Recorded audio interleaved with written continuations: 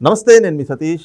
35 రోజుల కూటమి పాలన పైన నిన్న పేర్ని నాని ప్రెస్ మీట్ పెట్టి ఆయన చేసినటువంటి వ్యాఖ్యలు మాత్రం పూర్తిగా కూటమి ప్రభుత్వం పైన విమర్శలు సంధించినట్లుగా కనిపిస్తూ ఉన్నాయి. మరి 35 రోజుల పాలనలో ఏం చేశారు అంటూ ముఖ్యమంత్రి చంద్రబాబు నాయుడు గారిని కూడా ఆయన ప్రశ్నించారు. ప్రధానంగా పెట్టుబడులు తెస్తామన్నారు, ఏ స్థాయిలో తెచ్చారు, అలాగే సంపద సృష్టిస్తామన్నారు, మరి సంపద చిగుళ్ళు ఏమిటి, అలాగే శ్వేతపత్రాలు విడుదల చేయడం వెనకాతల కేవలం ఏమిటి మీ ఉద్దేశం అనేది కూడా ఆయన చెప్తూ కాలయాపన చేయడానికే ఈ శ్వేతపత్రాలు విడుదల చేస్తున్నారంటూ కూడా ఆయన విమర్శించారు.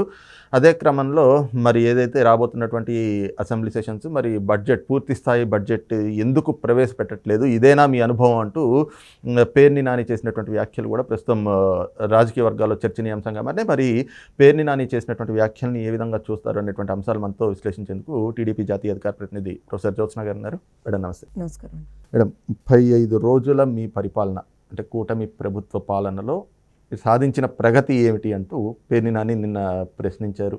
అలాగే కొన్ని విమర్శలు కూడా చేశారు. కేవలం జగన్మోహన్ రెడ్డిని తిట్టడానికే 35 రోజుల పాలన మీకు అధికారం అనేటువంటిది వచ్చినట్లుగా ఫీల్ అవుతున్నారని, శ్వేతపత్రాల ద్వారా మరి మీరు ఎవరిని దోషిగా చూపించారు, సంపద సృష్టికి సంబంధించినటువంటి చిగుళ్ళు ఎక్కడొచ్చినాయి, పూర్తి స్థాయి బడ్జెట్ ఎందుకు మీరు ప్రవేశపెట్టలేకపోతున్నారు, ఇవన్నీ ఆయన చేసినటువంటి ప్రశ్నలు కావచ్చు, విమర్శలు కావచ్చు. మరి ఏం చెప్తారు? 35 రోజుల మా పాలన చూసి లిటరల్గా కూడా అయ్యో బాబాయ్, మేము 5 ఏళ్లలో కనీసం ఇందులో 1% కూడా ఏం చేయలేకపోయాం, ఈ 35 రోజుల్లోనే ఇంత చేసేస్తున్నారు వీళ్ళని భయపడి ఏదో మీడియా ముందరకు వచ్చి 4 మాటలు మాట్లాడితేనన్నా మా ఎగ్జిస్టెన్స్ ఏమన్నా ఉంటుందేమో అని ఐడెంటిటీ క్రైసిస్లో ఉన్నటువంటి పేరుని అన్నట్టు వాళ్ళు బయటకు వచ్చి నేను మాట్లాడారు. సింపుల్. సరే, మీరు ఆయన అడిగినటువంటి మొదటి ప్రశ్న ఏంటి, మేమేం చేయలేదు అన్నాను. అంటే ఒక పెన్షన్లు వేయడం తప్పితే 35 రోజుల్లో మీరు ఏం చేశారు? పెన్షన్లు వేయడం తప్పితే అని అన్నారు కదా, ఆ పెన్షన్ల గురించే చెప్తా.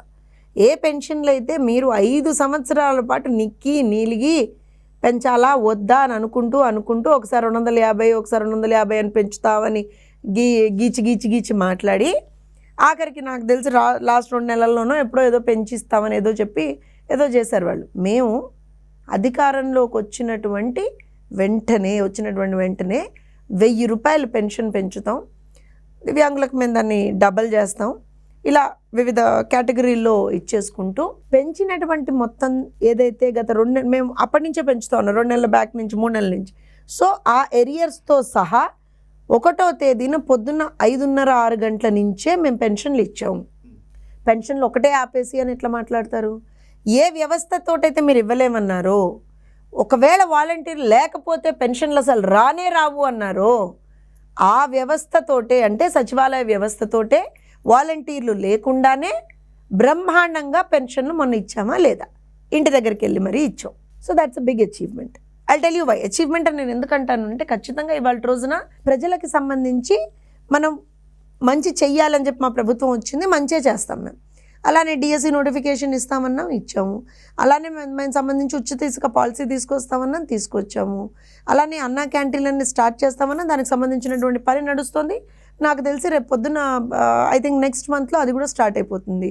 అలా మేము ప్రతిదీ కూడా చేసుకుంటూ వెళ్తున్నాం. దాంతోపాటుగా మీరు గమనిస్తే ఇప్పుడు ఫర్ ఎగ్జాంపుల్ అన్నా క్యాంటీన్లకు సంబంధించినటువంటి అంశం చెప్పాం, మహిళలకు ఉచిత బస్సు ఏదైతే ఉందో దానికి గురించినటువంటి క్లారిటీ కూడా చెప్తున్నాం. అలానే పోలవరానికి సంబంధించినటువంటి సమీక్షలు చేసుకున్నాం, దానికి సంబంధించినటువంటి ఏమంటారంటే కార్యాచరణ రూపొందించుకున్నాం. అంతర్జాతీయ నిపుణులతో సహా దానికి సంబంధించిన వర్క్ వాళ్ళ వర్క్తో సహా అది నడుస్తూనే ఉంది. అమరావతికి సంబంధించినటువంటి వర్క్ నడుస్తూనే ఉంది. ఎట్ ద సేమ్ టైం కేంద్రంలో ఏ రకమైనటువంటి రాష్ట్రానికి సంబంధించినటువంటి హెల్ప్ అండ్ అసిస్టెన్స్ కావాలి అనేది కేంద్ర పెద్దలతో మాట్లాడుతున్నాం, సంబంధిత మంత్రివర్యులతో మాట్లాడుతూ ఉన్నాం. So we are very busy. And also మీరు ఏదైతే 5 సంవత్సరాల నుంచి తీసి పక్కన పెట్టేసినటువంటి విభజన సమస్యలు ఉన్నాయో, హామీలకు సంబంధించినటువంటి ఆ సమస్యలకి సంబంధించినటువంటి అంశం కూడా పక్క రాష్ట్ర ముఖ్యమంత్రితో కూర్చొని మాట్లాడాం, దానికి సంబంధించినటువంటి అంశాన్ని కూడా ముందరికి తీసుకెళ్తున్నాం. ఇంకేం కావాలి అంటే వాళ్ళ దృష్టిలో ప్రగతి అంటే ఏంటో చెప్పమంటారా? 5 సంవత్సరాల్లో వాళ్ళ అధికారంలోకి రాగానే ఏ రకంగా ప్రజా వేదిక కూల్చేశారు చూసారా, అలా ప్రజావేదిక లాంటి ఏదన్నా ఒక ప్రజలకు ఉపయోగపడేది ఏదన్నా ఉంటే అది కూల్చేయాలి మేము. వాళ్ళకి సంబంధించినటువంటి ప్రగతి అది, లేదా కంప్లీట్ వెండటా పాలిటిక్స్ అనమాట. ఇవాళ రోజున వాళ్ళు ఏ రకంగా అయితే చేశారు, ఆ రోజున దొంగ కేసులు, అక్రమ కేసులు, ఎవరు దొరికితే వాళ్ళని జైళ్ళల్లో వేయడం, ఆఖరికి సోషల్ మీడియాలో ఒక పోస్ట్ పెట్టిన అరెస్ట్ చేయించడం, ఇవన్నీ చెయ్యాలి మేము. సారీ అండి, అవన్నీ మేము చెయ్యం. ఎందుకంటే మాకు ప్రజల పట్ల ఒక నిబద్ధత ఉంది. ప్రజలకు మేము జవాబుదారీతనం, ఖచ్చితంగా వాళ్ళకి జవాబు చెప్పాలి కదా మేము రేపు పొద్దున. సో పేరు నాని గారు ఆ ఎక్స్పెక్టేషన్లో ఉన్నారేమో. వాళ్ళ ప్రభుత్వం ఎలా అయితే నడిచిందో అలా కూటమి ప్రభుత్వం కూడా నడవాలి అని అనుకుంటున్నారేమో. మీ ప్రభుత్వం నడిచింది విధ్వంసం బేస్ మీద, మీ ప్రభుత్వం నడిచింది అరాచకం బేస్ మీద, మీ ప్రభుత్వం నడిచింది ప్రజల్ని ఇబ్బందులకు గురి చేసేటువంటి బేస్ మీద. మా ప్రభుత్వం దాని బేస్ మీద నడవట్లేదండి. మా ప్రభుత్వం ప్రగతి సైడ్ నడుస్తుంది. మా ప్రభుత్వం కన్స్ట్రక్షన్ దిశగా నడుస్తుంది. మా ప్రభుత్వం ఇవాల్టి రోజున ప్రజలని ఏ రకంగా అభివృద్ధి పదంలోకి తీసుకెళ్లాలి అనేటువంటి విషయం మీద నడుస్తుంది. ప్రజా అవసరాలని తీర్చే దిశగా మా ప్రభుత్వం నడుస్తుంది. సో మీకు మాకు చాలా తేడా ఉంది. అంటే పరిశ్రమలు పెట్టుబడులు తెస్తామన్నారు కదా, మరి 35 రోజుల్లో ఏం వచ్చేసినాయి అసలు రాష్ట్రానికి? ఏం తెచ్చారు అసలు? సంపద 5 సంవత్సరాల్లో మీరెన్ని పరిశ్రమలు తెచ్చారు, ఏం చేశారో, ఇలా ఏదైతే మేము శ్వేతపత్రాలు ఇస్తున్నాం చూసారా, అలా ఏదైనా ఒక శ్వేతపత్రం రిలీజ్ చేయండి నాన్నగారు, చూద్దాం. చూద్దాం అంటున్నా కదా. శ్వేతపత్రాలు కూడా కేవలం కాలయాపన చేయడానికి శ్వేతపత్రాలు రిలీజ్ చేయకపోతే అసలు ట్రాన్స్పరెన్సీ ఎక్కడి నుంచి ఉంటుందండి? ప్రభుత్వమా లేకపోతే ఇదేదైనా ప్రైవేట్ లిమిటెడ్ కంపెనీయా?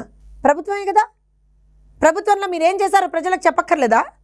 మీరేం చేశారో చెప్తేనే కదా రేపు పొద్దున మేమేం చేయగలిగేది. ఎక్కడ ఉన్నాయి పనులు, అసలు ఎక్కడున్నాయో తెలవాలి కదా. ప్రతి ఒక్క డిపార్ట్మెంట్ పరిస్థితి ఏంటో తెలవాలి కదా. అంటే ఎవరిని దోషులుగా చూపెట్టారు మరి శ్వేతపత్రాలతో? అంటే నేను అదే చెప్తున్నా, మా ఉద్దేశం ఎవరినో దోషులుగా చూపెట్టేసి ఏదో ఇచ్చేయాలని కాదు. అయితే ఇప్పుడు నేను ఏమంటానంటే, మేము ఏదో ఒక విషయం ఇక్కడ ఏది కూడా ఎవరి మీద పర్సనల్ వెండెన్సో లేకపోతే గ్రడ్జో మాకు లేదండి. వ్యవస్థల్ని మీరు నిర్వీర్యం చేశారు. ఎంటైర్ మీరు ఒక రకంగా తీసుకుంటే ఇవాళ రోజున మినిస్ట్రీసే కంప్లీట్గా అసలు ఒక రకంగా నిర్వీర్యమైనటువంటి పరిస్థితి. ఇవాళ విద్యా వ్యవస్థను తీసుకుందాం మనం. విద్యాశాఖకు సంబంధించిన అంశాలను తీసుకుంటే అసలు దెర్ ఇస్ నో వీళ్ళు చేశారు వాళ్ళు చేశారు అని కాదు. ప్రతి వాళ్ళు కూడా they have been involved somewhere or the other మిస్చిఫ్లో. సో ఏ రకంగా ఎవరినైనా చేస్తాం ఫస్ట్ థింగ్. ఇంకోటి మా ఉద్దేశం కూడా ఎవరినో చెయ్యాలని కాదు, వ్యవస్థలో జరిగినటువంటి తప్పిదాలని మేము బయటికి వెలికి తీస్తాం. ఎవరు బాధ్యులైతే వాళ్ళకి దాని మీద శిక్ష పడుతుంది, అందులో డౌటే ఉంది. బాధ్యులు ఎవరైనా శిక్ష పడుతుంది అందులో, ఎంత పెద్దవారైనా శిక్ష పడుతుంది అందులో, అది కూడా చెప్తున్నాం మేము. కానీ అట్లీస్ట్ ఇవాళ శ్వేతపత్రాలతో వాట్ ఈస్ ది సిచ్యువేషన్ అనేది ట్రాన్స్పరెంట్గా బయటికి రావాలి కదా. ఇందాక మీరు అన్నారు పేరు నాని నిన్న పాపం కష్టపడి ఎంత సంపద సృష్టించారు, ఎన్ని కంపెనీలను తెచ్చారు, చిగుళ్ళు వేయలేదు, భలే మాట్లాడుతున్నారు పాపం. నేనేమంటాను అని అంటే, మీరు ప్రాబబ్లీ CMO ఆంధ్రప్రదేశ్ అనేటువంటి ఒక ట్విట్టర్ హ్యాండిల్ని, దాంతోపాటుగా దాన్ని మీరు ఒకసారి చూసుకోవాలేమో. పేరు నాన్నగారు కొంచెం ఫాలో అవ్వండి ఆ ట్విట్టర్ హ్యాండిల్ని. ఏ ఇన్వెస్టర్స్తో మాట్లాడుతున్నాము, నేను 35 రోజులైంది మేము వచ్చి. రెగ్యులర్గా ఎవరైతే ఇన్వెస్టర్స్ ఉంటున్నారో, ప్రాస్పెక్టివ్ ఇన్వెస్టర్స్ ఆల్సో, వాళ్ళతో కూడా మాట్లాడుతున్నాం. BPCL లాంటి కంపెనీలు మాట్లాడుతున్నాం. ఇంకేం కావాలట ఒకసారి చూసుకోండి. పాపం వాళ్ళు ఫాలో అవ్వట్లేదు. అదే చెప్పాను కదా, వాళ్ళ డెఫినేషన్ ఆఫ్ డెవలప్మెంట్ చాలా డిఫరెంట్ అండి. వాళ్ళ డెఫినేషన్ ఆఫ్ డెవలప్మెంట్ విధ్వంసం, అరాచకం, ఇవి కరప్షన్, ఇవి. మా డెఫినేషన్ ఆఫ్ డెవలప్మెంట్ కన్స్ట్రక్షను, ప్రజలకు హెల్ప్ చేయడము, ప్రజల్ని మంచిగా చూసుకోవడం, ప్రజల్ని అభివృద్ధి పదంలోకి తీసుకెళ్ళడం. సో డిఫరెన్స్ ఉంది కదా. పాపం పేరు నాని గారు వాళ్ళ ప్రభుత్వమే ఉందనుకొని ఇంకా ఏంటి వీళ్ళేం కూల్చేయట్లేదేంటి, ఇంకా ఏంటి వీళ్ళేం చేయట్లేదేంటి, ఇంకా ఏంటి వీళ్ళేంటి ఎవరిని అరెస్ట్ చేయట్లేదేంటి, ఇంకా ఏంటి వీళ్ళు ఎవరిని కూడా ఎవరి మీద కేసులు పెట్టట్లేదేంటి, ఏంటిది, what is this, what is happening అని అనుకుంటున్నాడు పేరు నాని. అలా ఏం లేదు అక్కడ. ఇప్పుడు ఫర్ ఎగ్జాంపుల్ తీసుకోండి, ఆడుదాం ఆంధ్రాలో చాలా అవినీతి జరిగింది అనేది ప్రిలిమినరీగా వస్తున్నటువంటి రిపోర్ట్స్. సో దాని బేస్డ్గా డెఫినెట్గా దానికి సంబంధించినటువంటి ఎంక్వైరీలు ఉంటాయి, ముందరికి వెళ్తాం. అలానే తీసుకుంటే రిషికొండలో 500-600 పెట్టి వీళ్ళు ప్యాలెస్ కట్టుకున్నారు. సింపుల్గా ఒక ప్యాలెస్ కట్టుకున్నారు. దౌర్భాగ్యం ఏంటంటే అది వాళ్ళ రోజున ఖజానాకి సంబంధించినటువంటి డబ్బు, అంటే ప్రభుత్వానికి సంబంధించినటువంటి ఒక ఆస్తి అని అనుకుందాం మనం. దాన్ని ఏం చేద్దామండి ఇప్పుడు? దాన్ని 500-600 కోట్లు మీరు ఖర్చు పెట్టి ఏం చేశారు అక్కడ? 36 లక్షలు పెట్టి ఒక బాత్ టబ్బా ఏం చేద్దాం చెప్పండి ఇప్పుడు? దాన్ని ఏం చెయ్యాలో కూడా అర్థం కానటువంటి ఒక పరిస్థితి. అంటే ఏం చేయాలంటే how to make it useful for the people, how to generate income from it, because you have invested almost 500-600 crores in it. So how do we generate income from it? ఇలా తీసుకుంటే అసలు ఒక్కొక్కటి ఇట్లా ఓపెన్ చేస్తున్న పాండోరాస్ box లాగా ఉంది అక్కడ. ప్రతి చోట అవినీతి, అసలు 100 కోట్లు. మొన్న ఇసుకకు సంబంధించినటువంటి ఒక పాలసీ వస్తే గగ్గోలు పెట్టేస్తున్నారు వీళ్ళు. సింపుల్గా ఒక 50,000 కోట్ల అవినీతి వీళ్ళు ఇసుకలో చేశారండి. మైనింగ్లో ఒక 50,000 కోట్లు.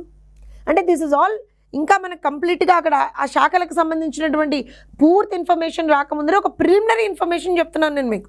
Imagine the level of corruption this people have done. అంటే ఒక అసమర్థుడి చేతిలో రాష్ట్రాన్ని పెడితే రాష్ట్ర ఆర్థిక వ్యవస్థ ఏ రకంగా గాడి తప్పుతుంది అనడానికి జగన్మోహన్ రెడ్డి గారి పాలన ఒక ఉదాహరణ అండి. మరి అలాగే బడ్జెట్ కూడా ఎందుకు పూర్తి స్థాయి బడ్జెట్ పెట్టలేకపోతున్నారు, ఇంకా మీ అపార అనుభవం ఏం చేసుకోవడానికి అని చెప్పి కూడా ఆయన అడుగుతాను. నాకు నిజంగా పేరు నాన్న మీద జాలేస్తుంది.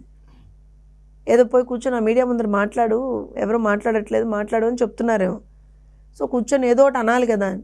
పేరు నానికి కూడా తెలుసు మేము వచ్చి 35 రోజులైంది. దానికి ఆర్థిక శాఖకు సంబంధించినటువంటి సమీక్షలు, రివ్యూలు, ఇన్ఫర్మేషను అదంతా తీసుకుంటా ఉన్నాము. సో లిటరల్గా how are we going about the budget అనేటువంటిది ఇంకా క్లారిటీనే రాలేదు. మొన్న ఏదైతే తెలంగాణకు సంబంధించినటువంటి డిమాండ్స్ ఇవేవో ఉన్నాయని చెప్పి వాళ్ళ అఫీషియల్ పేజ్లో పెట్టారు చూడండి. టీటీడీలో వాటా అడిగేస్తున్నారు, ఇంకో దగ్గర వాటా అడిగేస్తున్నారు అని చెప్పి వాళ్ళ అఫీషియల్ పేజెస్తో సహా పెట్టారు. వాళ్ళు కూడా మాట్లాడారు. అలా వీళ్ళు ఇవాళ రోజునే మాట్లాడుతున్నారు. So if it is required that we are gonna go for a vote on budget, yes we will go for a note on account budget. ఇప్పుడు ఉన్నటువంటి పరిస్థితుల్లో అది రిక్వైర్ అయితే మేము ఖచ్చితంగా అదే చేస్తాం. లేదు ఫుల్ ఫ్లెడ్జ్ బడ్జెట్ అని అంటే దానికి సంబంధించినటువంటి వర్కౌట్ అయితే జరగాలి కదా. మీలా గాల్లో లెక్కలు చెప్పేయమంటారా? ఇన్ని లక్షలు దీనికి ఇచ్చేస్తున్నా, ఇన్ని లక్షలు దీనికి ఇచ్చేస్తున్నా అని చెప్పిన తర్వాత ఎక్కడి నుంచి తెస్తాం డబ్బులు? ఎలా అలొకేషన్ చేస్తాము? లేదా మీలాగా స్విండ్లింగ్ ఆఫ్ ఫండ్స్ చేయాలా? కార్పొరేషన్ల పేరు మీద రుణాలు తెచ్చేసి, ఇంకోటి తెచ్చేసి, అన్నీ తెచ్చేసి, ఈ బీసీ, ఎస్సీ, ఎస్టీ, మైనారిటీకి సంబంధించినటువంటి సప్లా నిధులన్నీ గాయబ్ చేసేసి, ఈ కార్పొరేషన్ నిధులు తీసుకొచ్చి ఆ కార్పొరేషన్లో పెట్టి, ఆ కార్పొరేషన్ నిధులు తీసుకొచ్చి ఈ కార్పొరేషన్ అసలు కంప్లీట్ మెస్ అండి వాళ్ళ financial situation in the state. నేను అంటే ఇది ప్రజలకు అర్థం అవ్వాలని ఇంత సింపుల్ లాంగ్వేజ్లో చెప్తున్నాను సతీష్ గారు. కానీ ఎంత పరిస్థితి ఇవాళ ఎంత దారుణంగా ఉందంటే ఆర్థికంగా రాష్ట్రాన్ని అసలు ఎంత మెస్అప్ అనమాట ఇది. డబ్బులు ఎక్కడి నుంచి వచ్చాయి, ఎటు పోతున్నాయి, ఎంత బడ్జెట్ అలొకేషన్ చేశారు, ఎంత బడ్జెట్ అలొకేట్ చేసినటువంటి బడ్జెట్లో ఎంత గ్రౌండ్ అయింది, అబ్సల్యూట్లీ నో రికార్డ్స్. మేము రేపు పొద్దున ఫుల్ ఆన్ బడ్జెట్ పెట్టాలి అని అంటే అసలు రికార్డ్స్ ఎక్కడివి? ఏమన్నా అంటే అప్పుడు చెప్పారు చూసారా, ఎలుకల రథాన్ని తగలబెట్టాయి.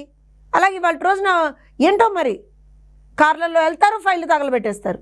What is happening? సో ఖచ్చితంగా ఇవాళ రోజున it will take some time for us to put everything back in track. అలా అని రాష్ట్రాన్ని కూడా మేము వదిలేయలేం కదా, ప్రజలను వదిలేయలేం కదా. వాళ్ళకి ఇచ్చే సంక్షేమం ఇస్తూనే, వాళ్ళని చూసుకుంటూనే we have to put this also on to track. So డెఫినెట్గా it's a herculean task, but we're doing it.